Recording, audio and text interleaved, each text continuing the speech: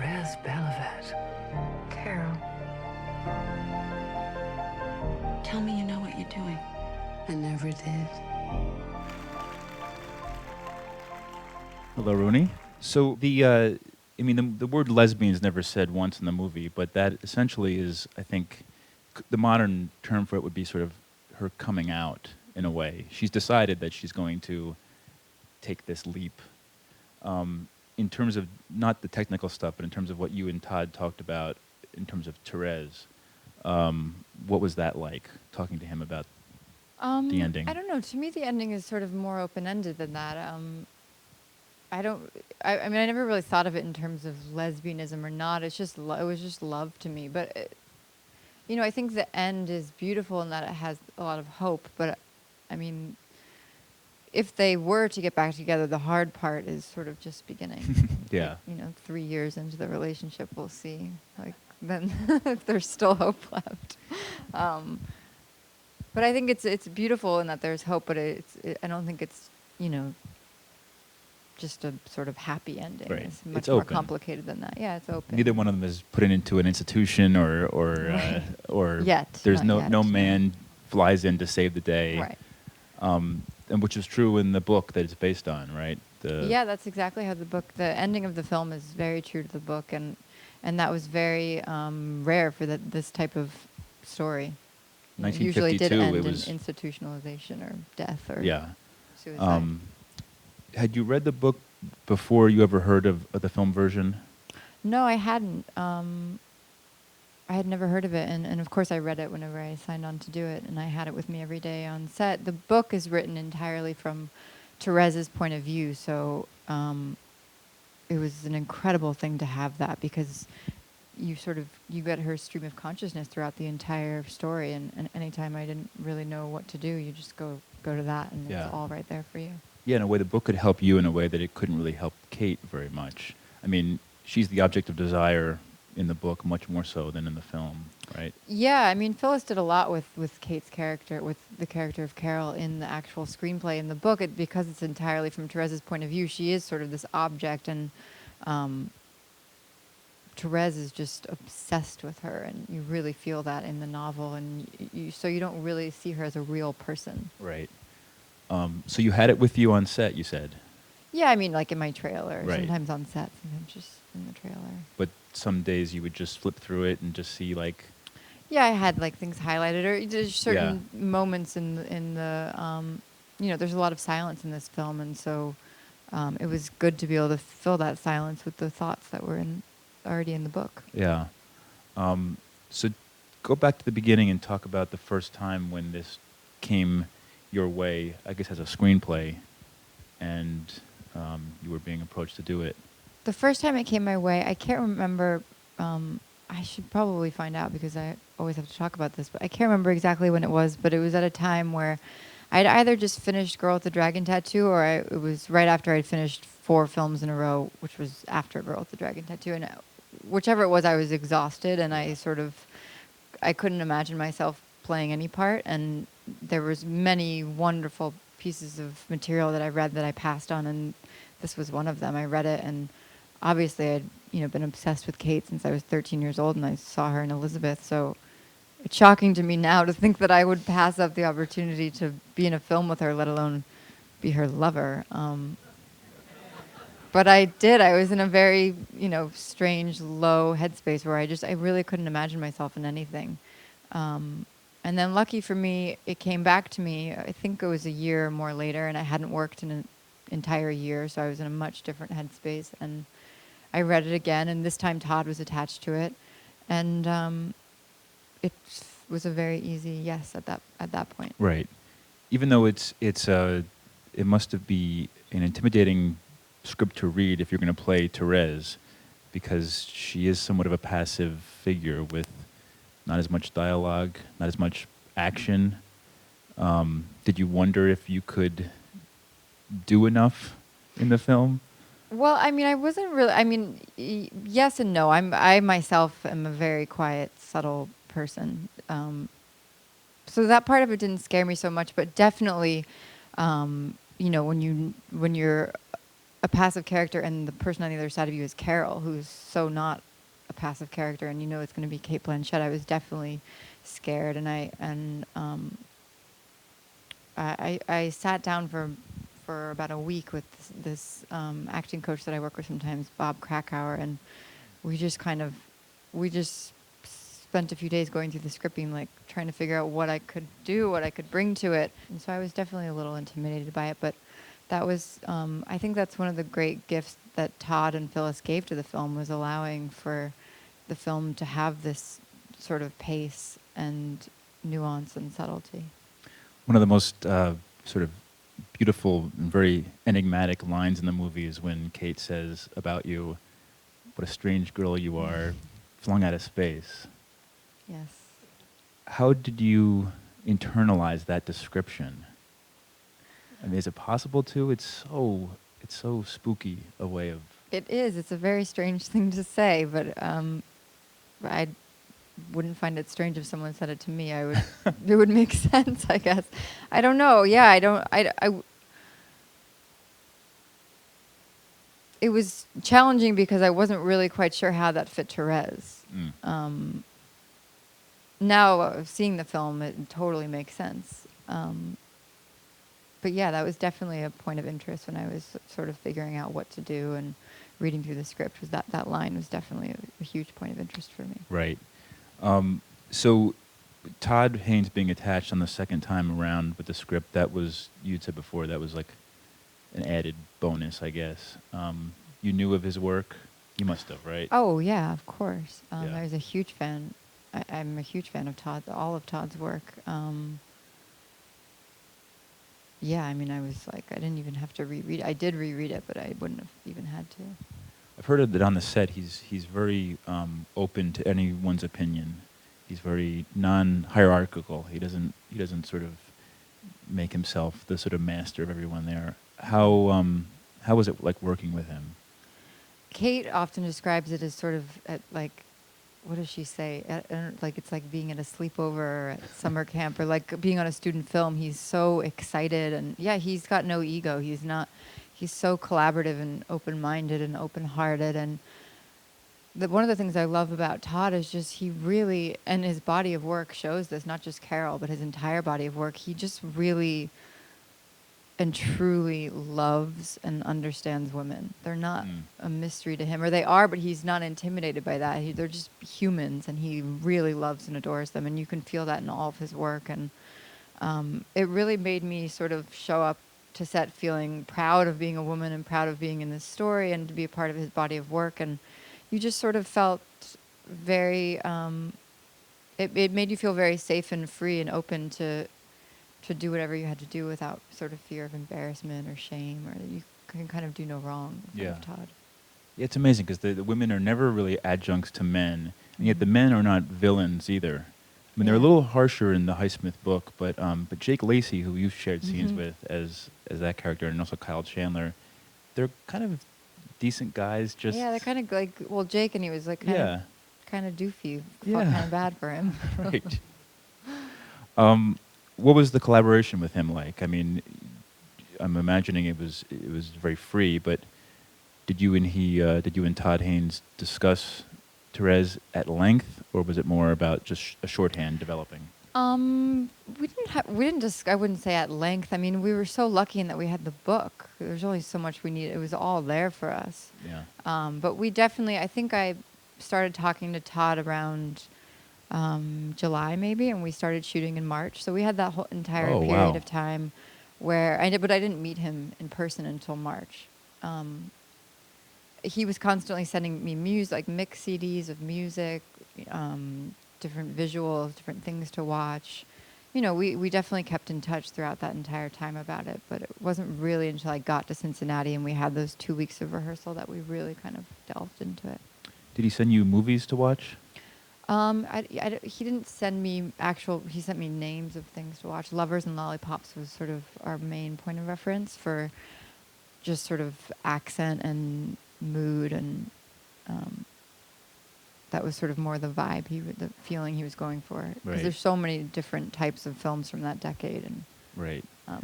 Carol was going to be very different than the other films he's made in that decade, and he wanted to be clear about that.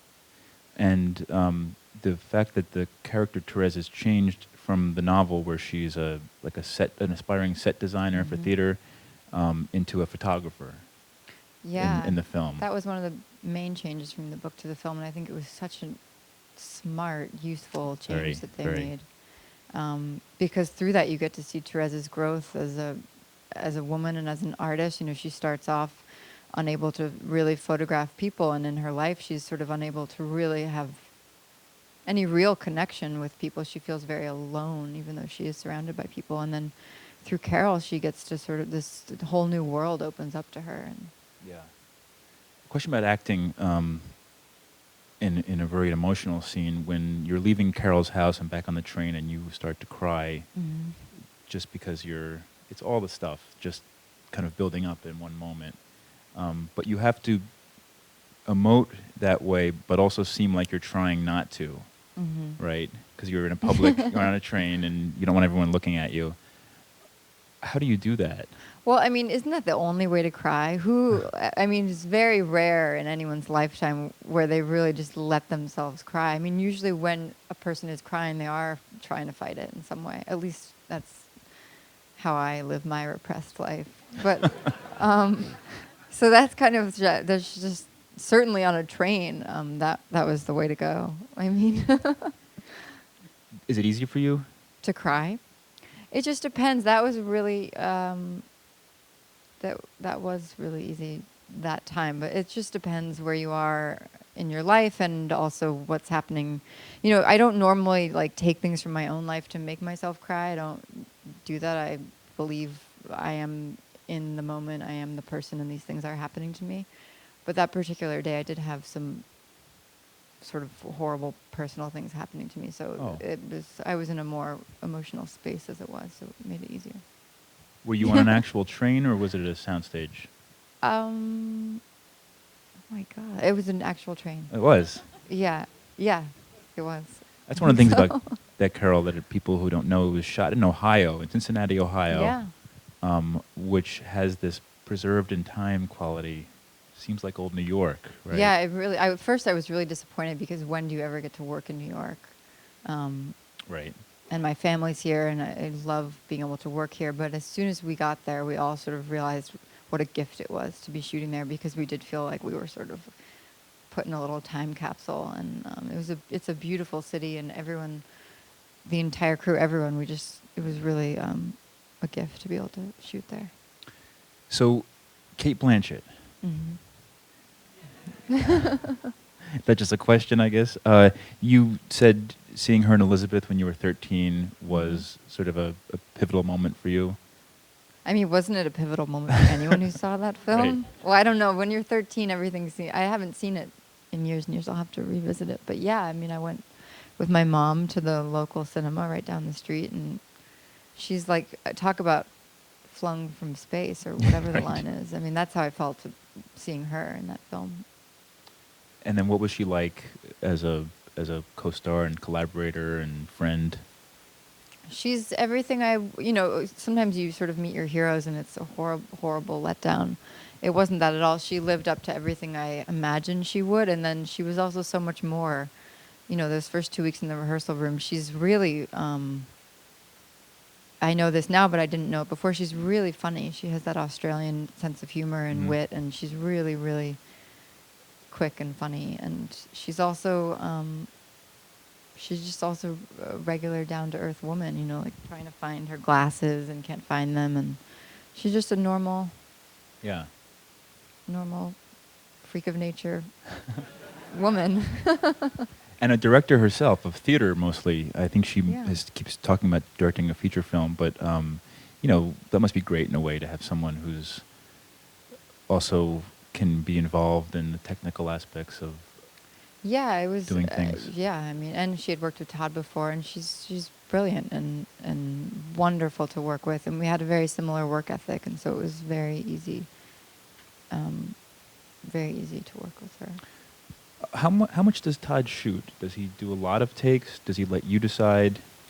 I can't really remember. People are always very curious about takes, and unless it's something like shooting with Soderbergh, who does so few that like sometimes it's hard to forget that. Or shooting Right. with Fincher, who Fincher, shoots right. so many, it's hard to forget that.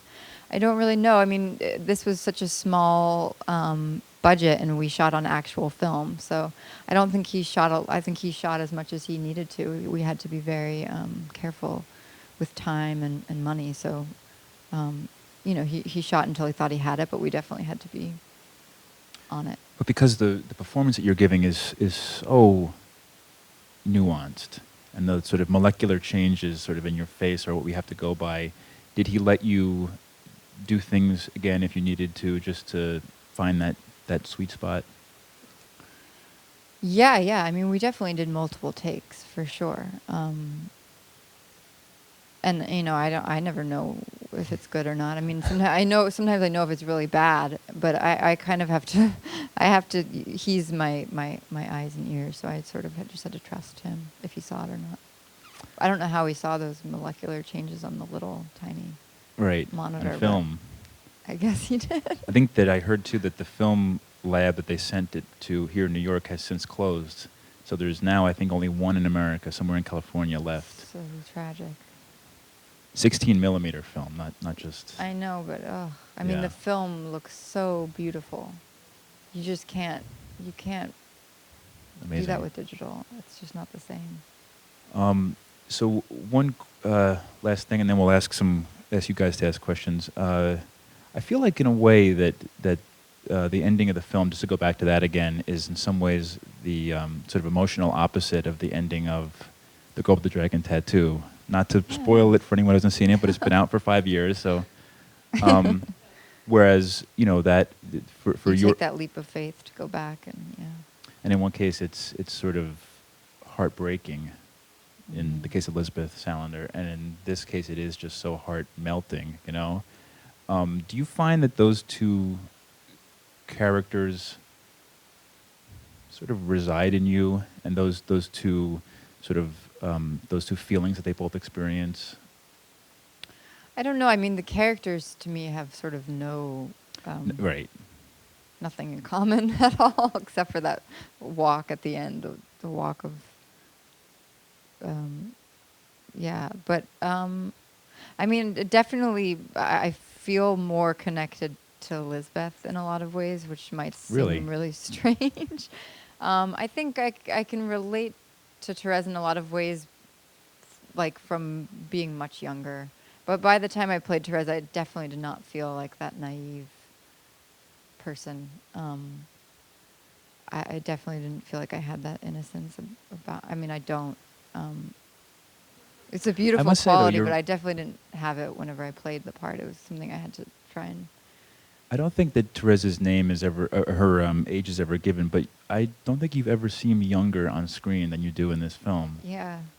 You're about 10 years older than she is, more or less, maybe. She's in her early 20s, probably.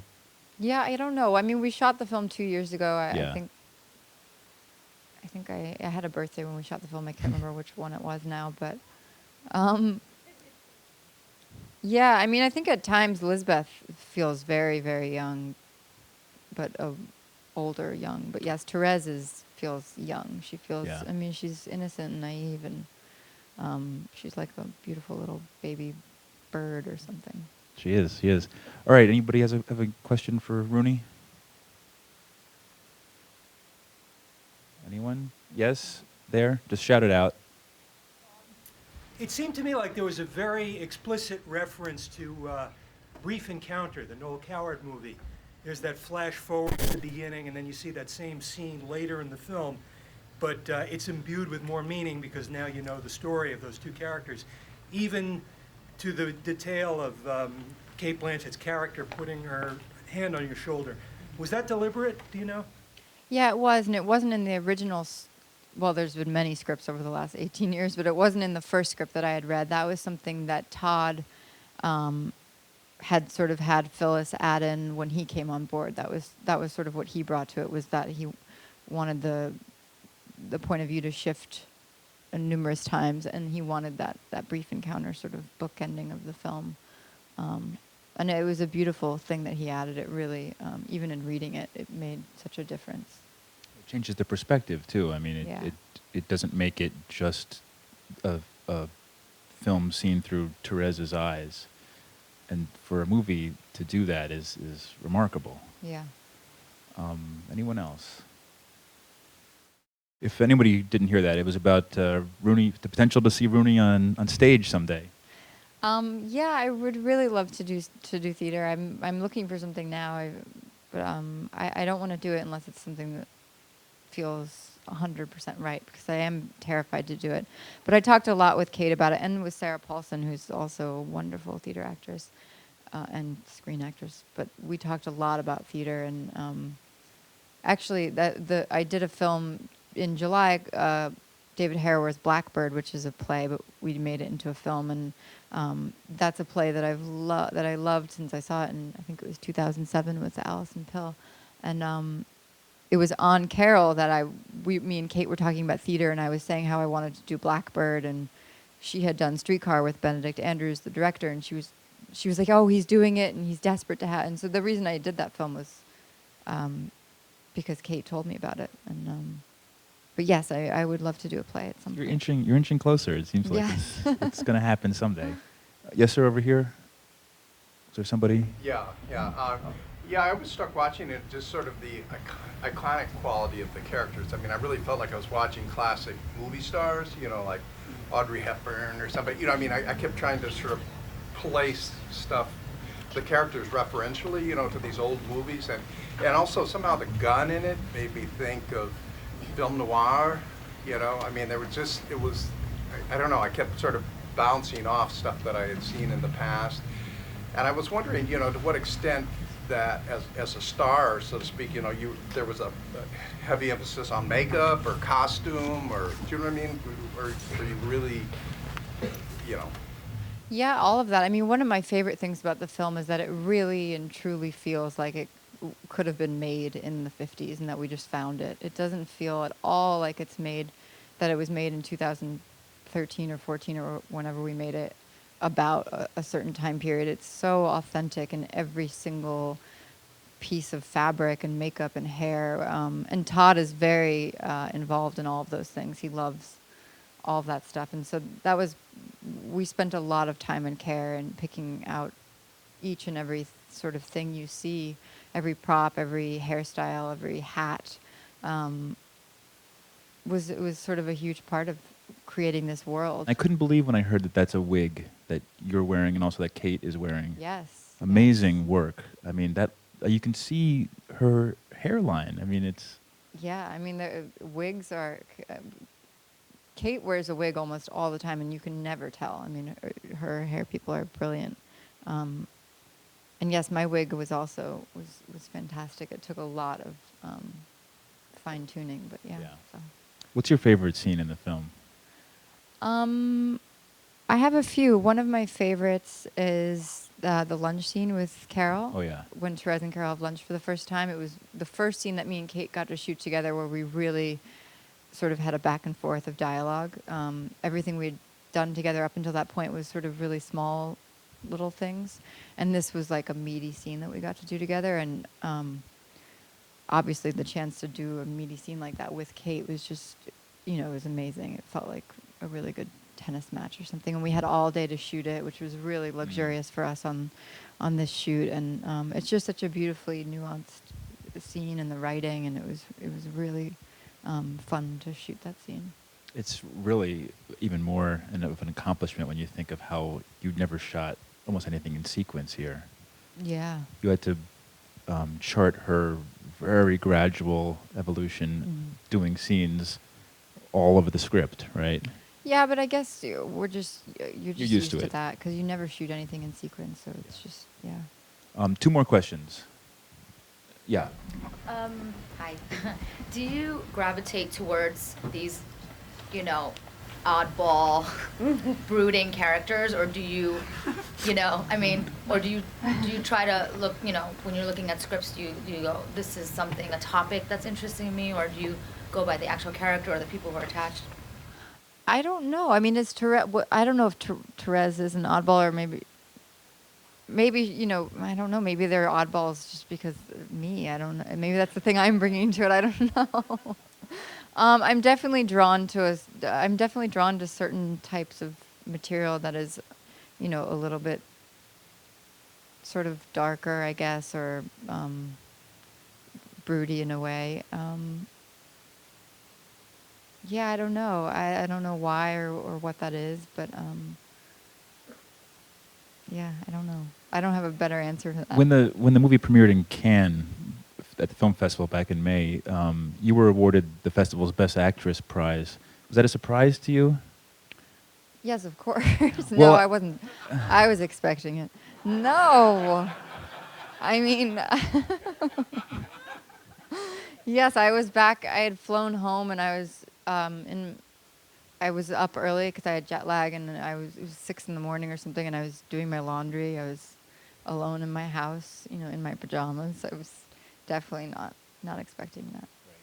Yeah, I just mentioned that. It just seems like it wasn't even from the publicity material. It wasn't the obvious choice in some ways because Cate is this swan-like big star, and yet I thought the jury really did recognize something in you that requires a certain soulfulness in the viewer to sort of pick up on. So. Yeah.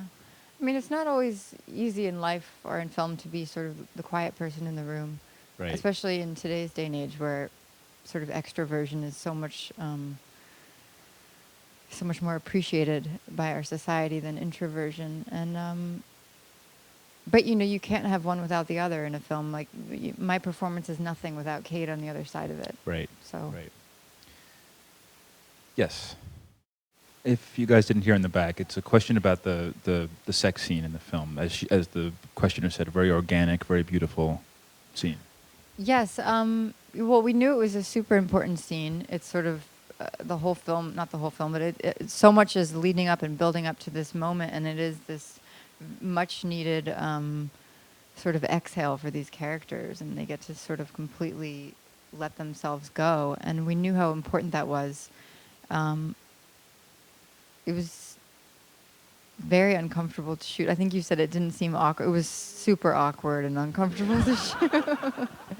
I mean, we shot it toward the end, so everyone was very comfortable with one another. And that was a closed set, actually. I heard that's the one place where they did build. Yes, something they built for you. it. Yeah. Yes, and it was closed. I mean, as closed a set as a movie set ever. They always say that it's a closed set, but I don't ever know what that means. I've done many a sex scene at this point, and I've spent a lot of time on sets naked, but it's always different. No matter, it's just always different. I think because I don't know, in this film, in playing Therese, who is sort of so naive and innocent, I felt really sort of shy about being naked. Whereas, for example, on Girl with the Dragon Tattoo, I was got so comfortable and used to being naked, I would go up to the monitor to get notes and to sort of see what he wanted me to do, like butt naked, and I would forget. And I didn't feel that way on this. I felt sort of very shy. Maybe the time period, in a way, was rubbing off Yes. on you. I was being method without even knowing it. Right. Well, listen, thank you for this Thank miracle you. of a performance in a wonderful film. Okay. Thank you. Everything comes full circle.